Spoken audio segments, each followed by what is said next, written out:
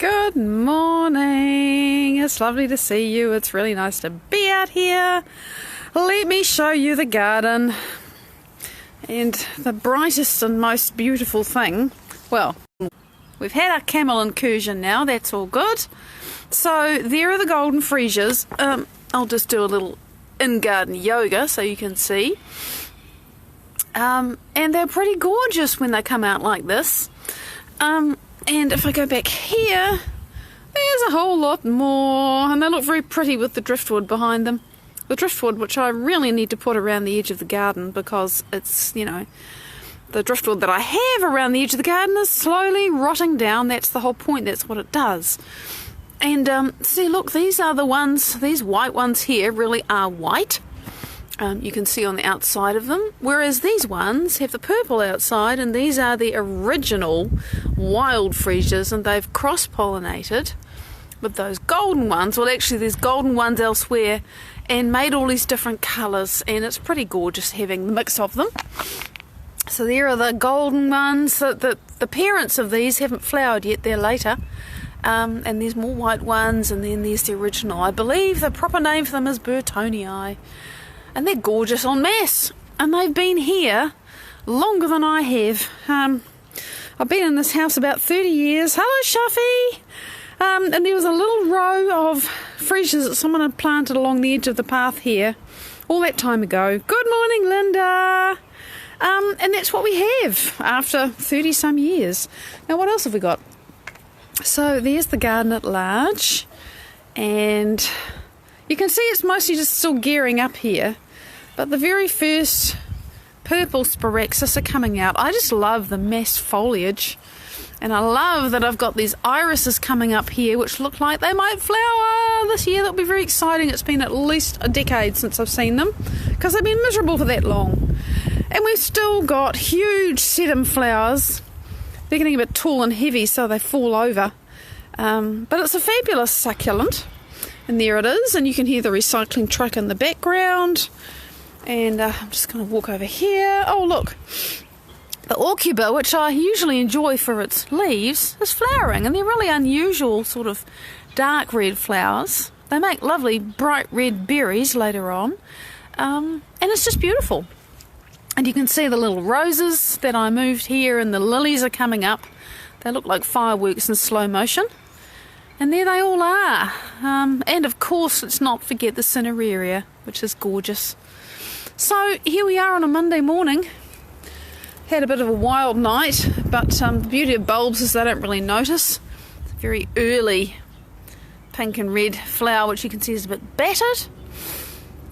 Well, negative thoughts happen, Sharfie. The thing is not to freak out about them and to watch them. Rather than thinking, oh my God, this thought must be true, I have to try and stop it, I have to try and fix it. Yeah, that's the thing we try to do. I've got to show you something else I forgot. This little violet, which is really hard to see. It's actually covered in flowers, but it buries its flowers. So look at that. And, if you're having negative thoughts, think about something beautiful. Think about something uplifting. You got to change your state. You got to move your attention. Good morning, Jim. Good morning, Julian. Because we can actually get addicted to our negative thoughts, right? And I don't mean that we like them. I mean that our bodies are accustomed to feeling those stressful feelings. Morning, Andrew. And so, the body, even when you're just having a nice day, thanks, Jim, says, hang on, I want my fix. Let me send a really negative thought to the brain. Rebecca, good morning. I want my fix. I'm going to throw the kitchen sink at you. I've had this happen. I am doing my best to be in a positive state, and all this negative shit comes up from nowhere, and that's what's going on, okay? So if you understand that that's what's going on, you've got to get your attention off it. Misty, you made it! You're not very late at all, darling. I've only just started my rave, and I'm off topic because Shafi asked a great question, so I'm just playing with that for a bit. We really have to have a plan, actually. Okay, when my brain goes off on this tangent and I'm feeling myself getting into the loop-de-loop-de-loop of thinking bad and feeling bad, and because I feel bad, it's really easy to think some more bad stuff. what am I going to do? What am I going to think about instead? And how do I want to feel? And can I practice that feeling, particularly when I'm not feeling like crap? So that when I am feeling like crap, I can remember, oh yeah, I practiced that. Now, what was it again? And even the effort of trying to call it back and remember what it was is getting your attention off the thing, whatever it was that you were starting to obsess negatively about. Because we do that. It happens. It's a function of the brain. It associates like with like. You fire up one neural net, it's going to find other ones that go with it if you endorse it, if you give it your attention. So you got to shift your attention. And actually, I'm not too far off topic. Because what I want to talk about is a question that one of you asked, and really the context was, look, there was this project, and I put my heart and soul into it, and I expected it to go well, and it went like a lead balloon. And apart from the what the hell did I do wrong, which is, and the short answer to that is you probably didn't do anything wrong, it's just that the sum total of who we are is what manifests in our lives. And we're generally not aware of that because 95% of who we are, we're not conscious of. Holly, good morning. We're not conscious of our skills and our habits and our conditioned behaviours and the beliefs and perceptions we have of ourselves. We just don't notice it because it would be really inconvenient if you had to learn to walk every day. It'd be really inconvenient if you had to learn to talk or how to drive or how to read. It'd be really annoying. And so a lot of who we are becomes automatic programs. They just run. You see a book, to pick it up and read it or whatever it is, And so we run these automatic programs. And we don't realise that along with all those useful automatic programs about how to do all of those things, we have an automatic program for feeling fearful. We have an automatic program for feeling unsuccessful. We have an automatic program for expecting things to go wrong. And all the time, consciously, with the 5% of our brain that we're aware of, we're trying to think, this is going to go well, and I'm intending, and I'm doing my work, and everything. And the other 95% of you is broadcasting a very powerful signal to the universe that says, crap happens in my life. Yeah, things still occur in their own timing. They do. And that brings me nicely to what I want to talk about. I know it's a stunning figure, Jim, but this is actually the truth. That 95% of who we are, by the time you're 35, 95% of who you are is a set of automatic, unconscious programs. And most people by the time they're 35 have lost their will to a program. Because it's just automatic, who I am and who I think I am and how my life is. It's just who I am and it's normal. And they don't realise it's not true. Jacqueline, good morning. So when the sum total of who you are manifests unexpectedly and you think, what the feck? You can either go into endless analysis paralysis and think, what went wrong? What did I do? How did this happen? What do I need to do differently next time? And, reviewing your mistakes has some value as long as it's about, well, what can I do differently next time? But if you're just thinking about the 95% of what you normally think about, you're probably not going to get anywhere because that's the part that you've been aware of, and that's, and everything else is still running the way it's running. So you've got to change something else, right? So if you get stuck in analysis paralysis over what went wrong and how can you change it, then you're analysing your situation within the boundaries of who you've been and your emotional reaction that you've had to that situation, and all of that is who you've been up until now. And if you keep doing that, if you keep on being and thinking and behaving and everything and choosing based on who you've been up until now, you're not going to get anything new. So you have to do something different. It's super cool that you've made changes to your autoplays, Jim. It takes choice, it takes practice, it takes determination, all of those things. So, if the crap comes down and you're thinking, what the hell? The first thing to do is actually to get on what the hell. Because, okay, whatever's happened, probably unexpected if you're saying what the hell. It is unexpected. It might be a loss. It might be sad. You might have all kinds of emotional reactions. And that's okay. I'm not saying don't have reactions. And yeah, it's a bit like a cat chasing its tail. Sometimes you go round and round and round. But not like a kiddie playing. That's having fun. We end up just stuck there. So, yes, you're human. You're going to have an emotional reaction when shit comes down. But to stay there and think that analysing what you thought and what you said and what you did and wondering how it was that created this really unexpected outcome, hi Pearl, isn't going to give you what you want. You have to do a different reaction or different response, because you're going to react, but then how long are you going to stay in that reaction, and what do you want to feel instead?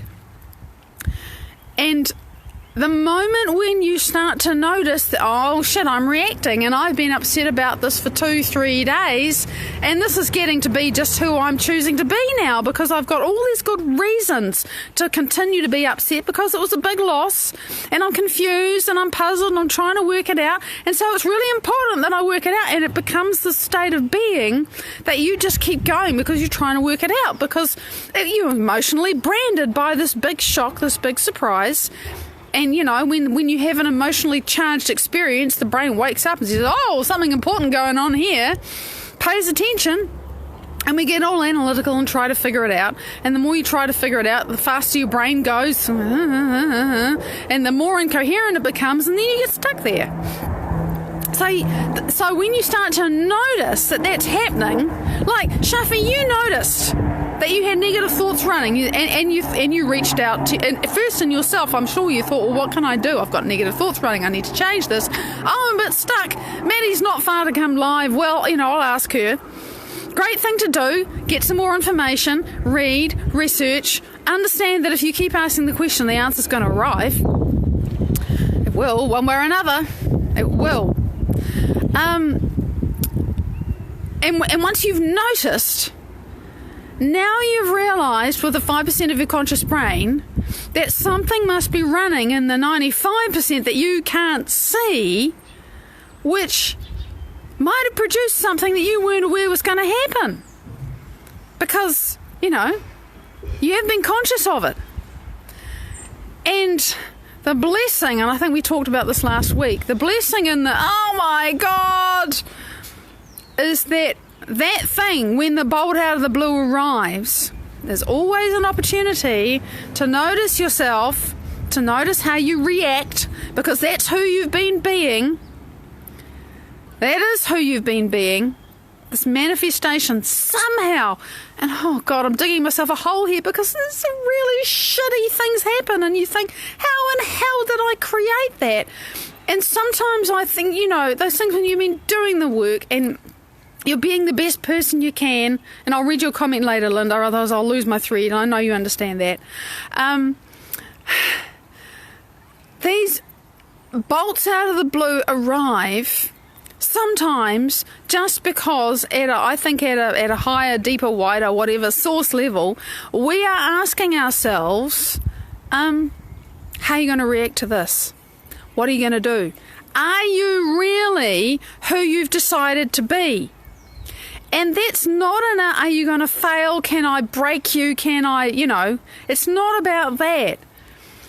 But on some level, we are asking ourselves a deeper question.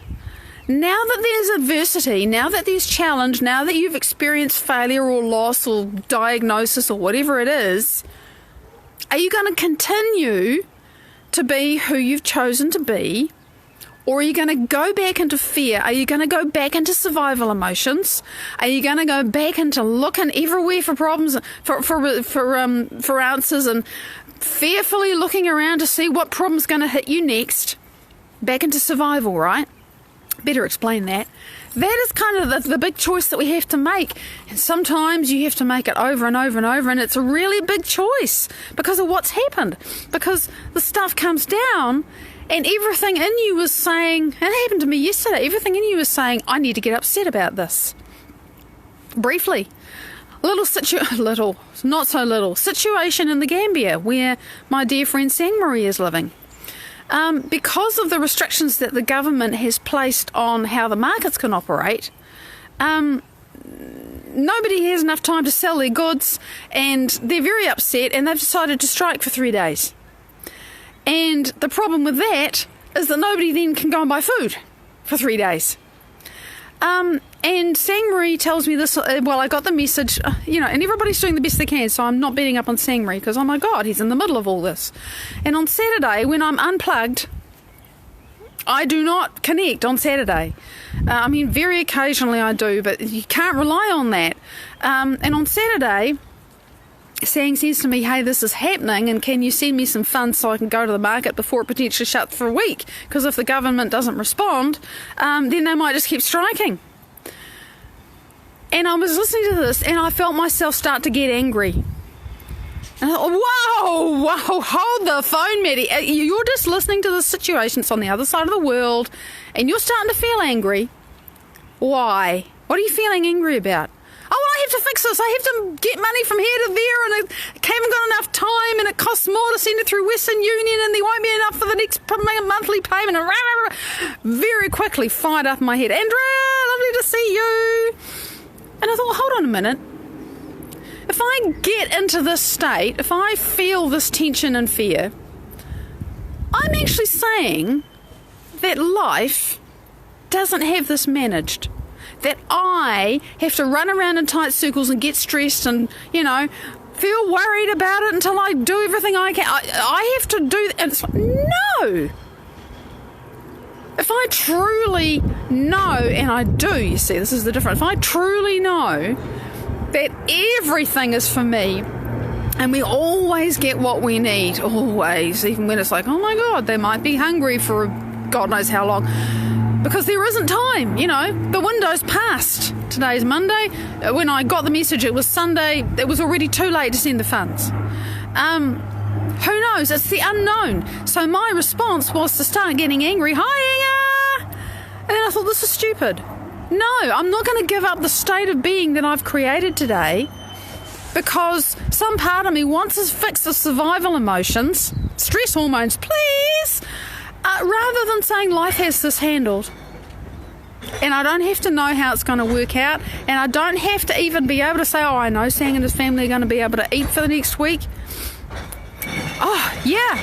And I just had to let it go. Misty, you are doing it right. I want to say to anybody who is meditating and feels like crawling out of their own skin, getting up, running away, anything except sitting down, that you're doing it right. You know why? Because you are coming up against yourself. You always feel like this. It's just when you're sitting still, you notice it. And what you have the opportunity to do when you sit still is to overcome it.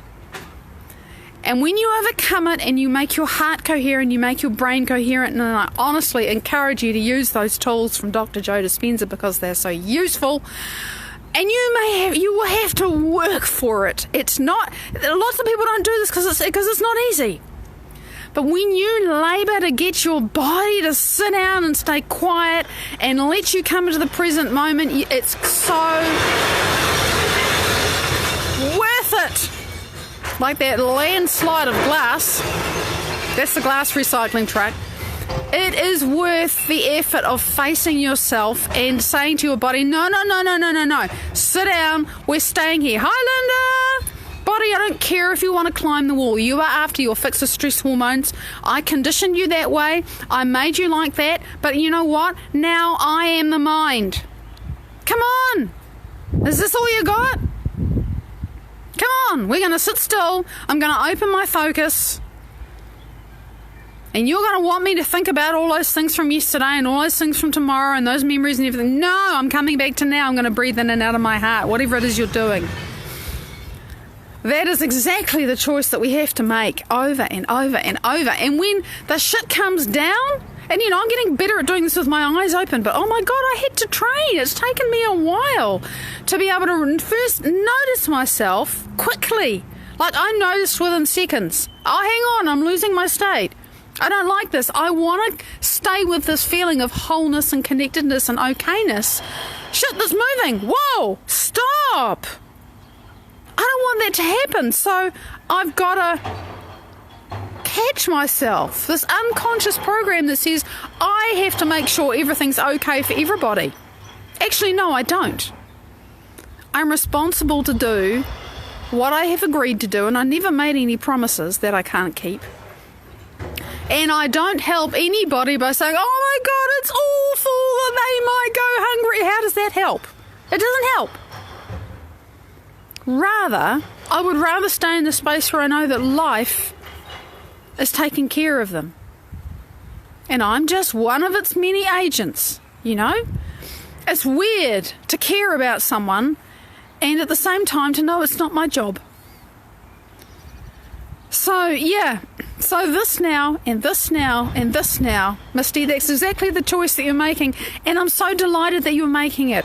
But understand that when you want to climb up the walls or crawl out of your own skin, that's not you. It's your programs, and you're really getting to see them. And when you overcome them, every time you don't give in, every time you inhibit those feelings, every time you make a choice to stay there and stay present with yourself, that is a victory. And it's a wrestling match sometimes, and that's okay. So don't sweat, you're not doing anything wrong, you are totally doing it right. And I think I'll just have time to finish with this. I've heard Joe say it so many times that, you know, he's sat with himself for hours. And his body is raging and it doesn't want to sit still and it doesn't want to get present. It's always wanting to race off and do something. And he just knows now, he just knows that however long it's going to take, and it's tedious, that's his words, it's going to be worth it. And it always is. It's just like, oh, fine, it's going to be one of those days today. So I don't care. I know what the process is. I'm going to stay here until I feel really connected and really present. Yeah, so what you're doing is opening your focus when you do that, Misty, and that's great because then you fire up the proprioceptors in your brain. I beg your pardon. Proprioception is a sense of your body in space. You are firing up your spatial awareness. If you open your focus into the space around you, your brain is going to calm down and become more coherent. And that's what I encourage you to do because it's powerful and it works. So, when the shit comes down, notice your reaction because that's who you're really being, and that event that has manifested in your life is there fundamentally one way or another to show you who you're being, and then you get to decide who you're being some more. That's really it. That's what it's for. And it's not punishment, and we didn't consciously say I'm going to create some shit for myself. This is just how it works. The universe must endorse who we are being. So that's what I wanted to say today. Thank you so much for joining in. I'm going to look forward to responding to your great comments later. Much love. I'll see you tomorrow. Bye-bye.